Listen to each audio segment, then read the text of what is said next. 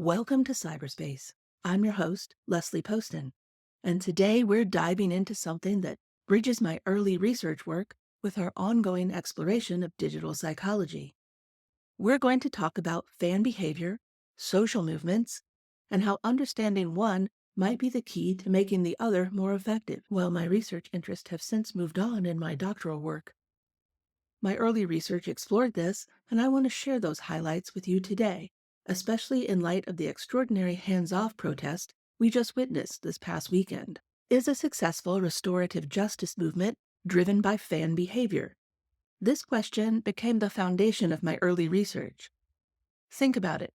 Regressive movements like MAGA or anti-vaccination groups develop passionate, sustained followings that stick around long after the initial event that sparked them. They create what we'd recognize as fandoms, communities with shared symbols, language, and identity. These regressive groups take these fan-fueled movements to the point of cult status. Meanwhile, progressive movements often struggle to maintain momentum. They might generate huge initial enthusiasm, like the Women's March in 2017, which was the largest single-day protest in U.S. history at that time. But that energy frequently dissipates rather than transforms into lasting change. So what can progressive movements learn from fan psychology? That's what we're unpacking today, especially in light of the remarkable momentum of the hands-off protest we just witnessed this past weekend. First, let's establish some terminology that frames this discussion. When I talk about fandom, I'm referring to the communities that form around shared interests that are characterized by collective enthusiasm, devotion, and identity. Think about sports fans who wear their team colors, follow the statistics, and feel extreme emotional investment in the outcomes. I might also use the term active publics.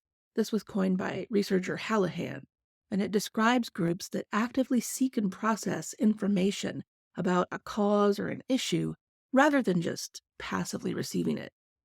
Anti-fandom is another interesting concept. That's groups that form their identity through rejection of something, like anti-fans of the TV show Seinfeld who hate it and spend just as much time discussing that as actual fans who watch the show. And all of this connects to media psychology, how media affects human behavior, thoughts, and feelings in an increasingly digital world. To explore these ideas for that early research, I originally used the Women's March movement as my primary case study. But before we get into that, let's talk about what just happened this weekend. The hands-off protests that took place across America on April 5th, 2025, drew an astounding 5.5 million participants in the U.S. alone, according to the organizing group Indivisible. What's interesting about this more recent protest is the way this movement united people across the political spectrum in what we're calling an anti-fandom, collective opposition to Donald Trump and Elon Musk's perceived and real threats to democracy. This remarkable coalition building stands in stark contrast to the earlier women's marches, which, while historic, faced significant challenges in maintaining momentum and cohesion. The first Women's March happened in 2017, a direct reaction to Donald Trump's inauguration. It started with an impulsive idea from a woman in Hawaii on election night and somehow became the largest day of protest in U.S. history at that time. Despite this overwhelming support, the movement faced controversy and infighting, largely centered on an apparent lack of intersectionality and inclusion, as well as disagreement about symbols like the pink hats with cat ears, worn largely by white women new to protesting. This was a move that came across to many as performative, setting the wearers apart from the existing movement builders. The second major nationwide women's march happened in 2021 in reaction to Texas enacting restrictive reproductive health care legislation. Though well attended, it was not nearly as large as the earlier 2017 march. The contrast between these earlier events and the recent hands-off protest reveals important lessons about movement building. Thinking about lessons about movement building brings us to the power of symbols in movement building. One interesting aspect of both the Women's March and the hands-off protest was the way symbols emerged and either united or divided participants. The hands-off protest created powerful symbolism through its name, representing both resistance to authoritarianism and unity in defending democracy, as well as its big tent messaging that allowed people room to express their particular reason for participating. With an administration that is attacking its own constituents' rights and eroding its own government functionality on multiple fronts, this simple, inclusive umbrella message was a must. A single-issue protest would not have worked in this moment in time. The universally accessible protests, happening in over 1,300 cities in the U.S., as well as in cities abroad, also effectively united diverse groups across the political spectrum under a shared identity as defenders of democracy. Democracy as a concept is much more inclusive than political party affiliation, and with so much under attack from Trump and Musk, there was room for every cause to fit under this one umbrella idea of freedom from tyrannical rule. In contrast, the pink cat ear knitted hats, which came to be known derogatively as, quote, pussy hats, became the defining visual of the 2017 Women's March. Easy to spot, simple to understand, visually unifying and memorable. They also gave people who couldn't attend a way to participate by making hats for the marchers. However, they were only visually unifying to one certain subset of protesters who had likely never protested before, in many cases, and that's white women. Following these protests, the hats became a symbol of how progressive movements can often nitpick themselves out of momentum. For example, critics of the Women's March argued that they represented biological essentialism, excluded trans women and non-binary folk, and that the hats were performative or unserious, and more. If you were online at the time, you know the discourse was plentiful. The Women's March leadership didn't navigate this tension well. There was no defining counter-message that there might be room for both the hats and more inclusive symbols that could lead to a teachable moment or expand the movement. And this was a missed opportunity. Had the hats remained, while inclusive alternatives were also introduced and embraced, they would have provided a visual counter-identity to the MAGA red hats that were introduced at the same time. And every time the groups encountered each other, symbol versus symbol, it would have helped educate the uneducated or the politically averse public to begin to quantify the stakes. What the hands-off protest demonstrated brilliantly was the power of anti-fandom as a unifying force. Anti-fandom, a collective opposition to a figure, ideology, or idea, can sometimes create stronger bonds than a fandom because it allows diverse groups to unite despite other differences. MAGA thrives on being a unified, unquestioning fandom. In the face of anti-fandom like this, it falters. The protest succeeded in bringing together people from across the political spectrum who shared concerns about threats to democratic institutions. This illustrates an important nuance to my research. Sometimes movements can leverage opposition as effectively as affirmation.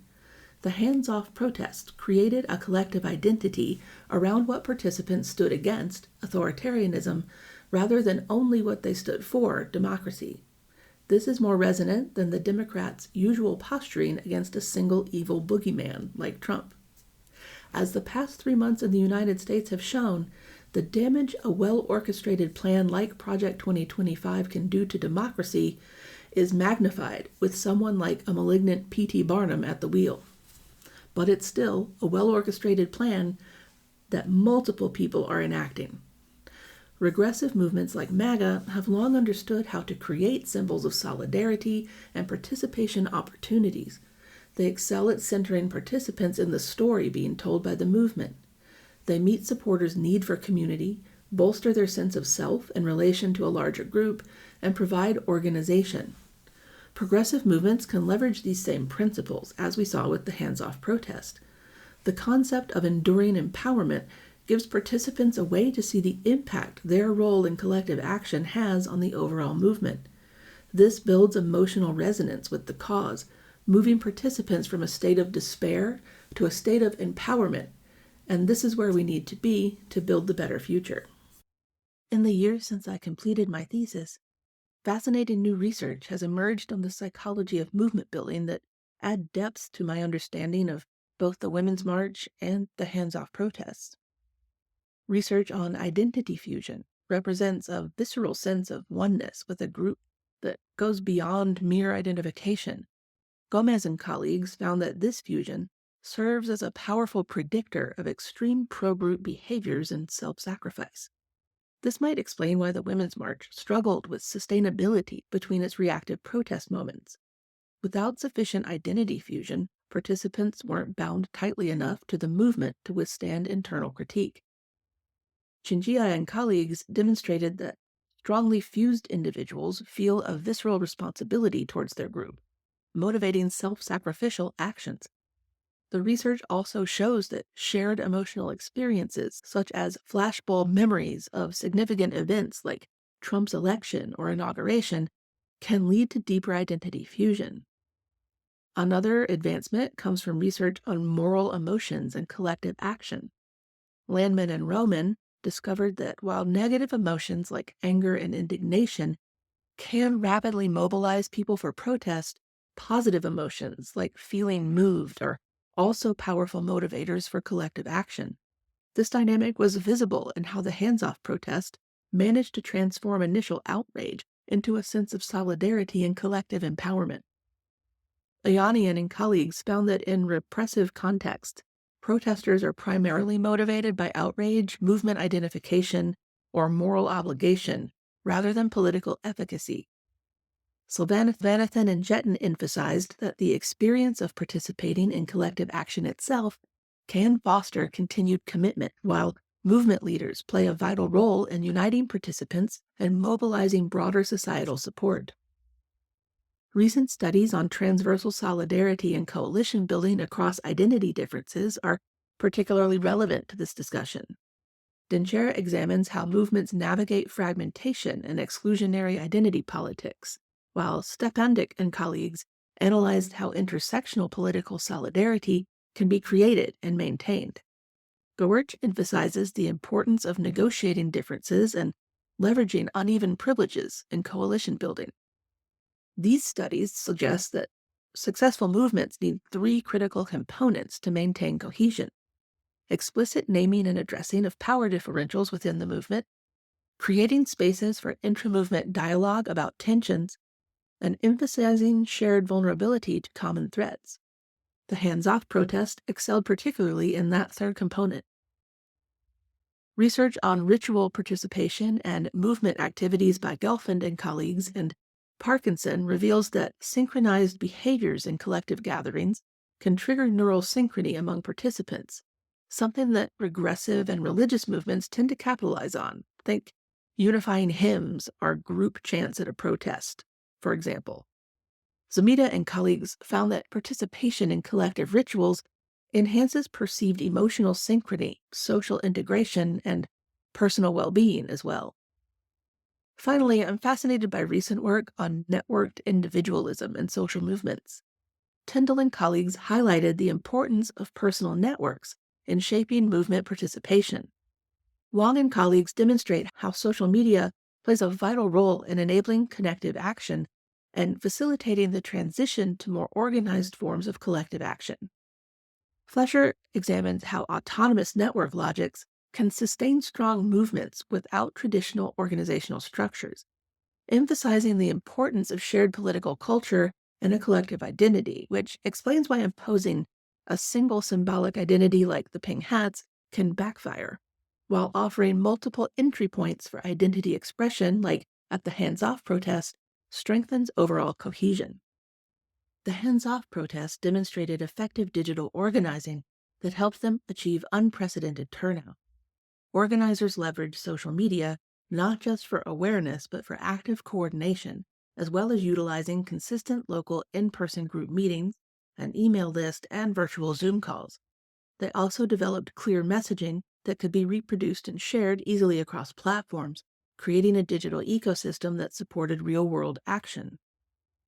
What was particularly notable was how the hands-off protest used digital platform live streams and photo sharing to create a sense of nationwide community.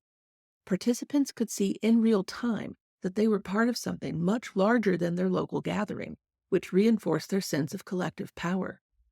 This highlights an area where progressive movements often need to improve: digital sustainability beyond the event itself.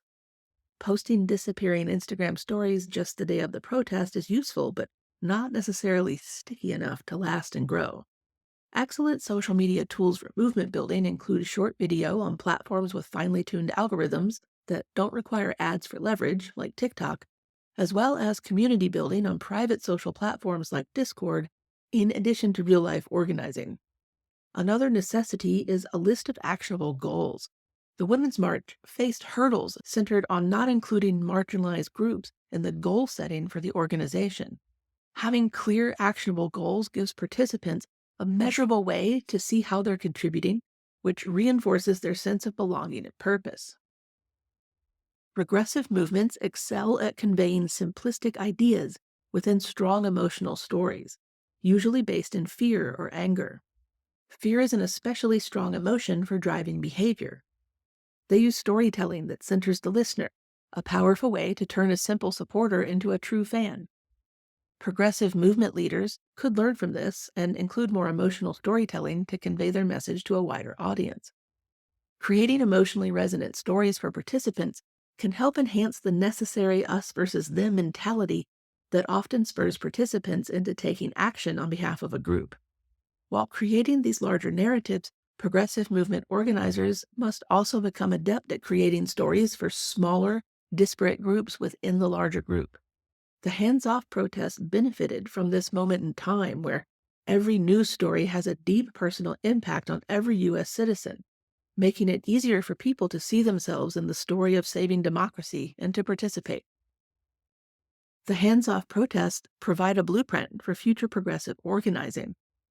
Their success came from creating a broad coalition around a shared concern, while allowing space for different motivation and identities within that coalition. They focused on a clear, emotionally resonant threat that transcended political difference. A future well-organized progressive movement would follow this example, while also ensuring a truly representative leadership structure. A collective at the top, comprised of people that represent all marginalized groups. Because white people and able-bodied people have the greatest majority representation in society, priority would be given to the needs and goals of other marginalized groups during planning, because what benefits them benefits all of us. It's not pie. There's enough to go around. The hands-off protest showed that when the stakes are clearly communicated and the message is inclusive, movements can overcome the infighting that plagued earlier efforts like the Women's March. The challenge going forward will be to turn potential infighting from a destructive force that eliminates any chance of a unifying symbols creation to a creative force that allows participants to be the social actors within their group and improve upon the symbols together. The extraordinary success of the hands-off protest this past weekend validates the core argument of my early research. Understanding fan psychology and its counterpart, anti-fandom, is an important piece of the puzzle for building effective movements for social change. With 5.5 million Americans participating, these protests demonstrated that when movements effectively leverage collective identity, clear symbolism, and shared opposition to perceived threats, they can achieve remarkable mobilization across traditional divides. There may be a tendency to see utilizing fan psychology as trivializing a push for serious societal change, but a better way to frame it may be that organizers are simply using the quirks of the human brain to the advantage of restorative justice and a progressive and inclusive society. Progressive movements push forward ideas and changes that can be difficult to embrace. Building both fan bases and anti-fan coalitions that will carry your movement forward is one of the best ways to ensure a sustainable, purposeful, successful progressive movement. The work isn't just about being right, it's about building a community powerful enough to create lasting change. So why did I change my research focus when I moved into my doctoral program? Well, that's pretty simple. One of the findings of my research that I wrote in my thesis was that more white voices were not necessarily needed in this research area, and that we should amplify the marginalized voices that are not just doing the hard research, but living the hard research. In my thesis presentation, I do highlight some researchers that I think that everyone should pay attention to. So I will also try and bring them into the show notes for this episode as well, because we want to highlight all research. As to what I'm studying, now I'm studying another pressing problem of our time, and that's algorithmic suppression and the psychology behind that and how we move through it and around it to survive and thrive. And I'm very excited about that, and hopefully I'll be publishing on that later this year. And why did I do this episode today? I actually scrapped an existing episode, moved it to later this month because of the effectiveness of the hands-on protest this weekend and the way it reminded me of my earlier research from years ago. And I just wanted to talk about it and get a discussion going about it. And that's all for this episode of PsyberSpace. I'd love to hear your thoughts on movement building. Send me your stories through our website or our social channels, through our Patreon. If you have a researcher that you think I should know about that's doing great work in this space that deserves to be amplified, let me know. It's getting to the point in the podcast where we're going to start having guests periodically. This is never going to be a multi-host show, but there's so much great research out there, and I want to make sure your voices are getting heard. We also have some news this week. The Webby Awards nominations were announced last week, and our show was an honoree, which means in the podcast show category of science and education, we were one of 3 honorees. Other honorees were Google's DeepMind podcast and Amazon's This Is Small Business podcast. So I feel that I'm in great company, and I'm so excited that people are enjoying the show. If you have a request for a future episode, let me know what it is. I would love to hear it and talk about the research around the topic with you. This is your host, Leslie Poston, signing off and reminding you that in the space between psychology and technology, we find the most human stories of all. Until next time, stay curious.